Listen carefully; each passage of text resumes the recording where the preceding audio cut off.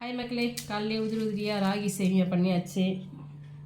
ராகி சேமியா பண்ணிவிட்டு அது மேலே இப்படி தேங்காயை போட்டு திருவண்ண தேங்காயை போட்டு தேவைன்னா சீனி சேர்த்துக்கலாம், இல்லைன்னா சீனி இல்லாமல் சாப்பிட்லாம். ஓகேங்களா? அதுக்கடுத்து லஞ்ச் ரெடி பண்ணியாச்சு. சாதம் சுட சுட சாதம் வடிச்சாச்சு. சுட சுட சாதம் என் பேரன் பேசுவான், இன்னொரு பேரன் கத்துவான், அதெல்லாம் அட்ஜஸ்ட் பண்ணிக்கணும். நம்ம வத்த குழம்பு வச்சாச்சு. கத்திரிக்காய் முருங்கைக்காய் போட்டு மணத்தக்காளி வத்தல் போட்டு வத்த குழம்பு வச்சுருக்கோம்.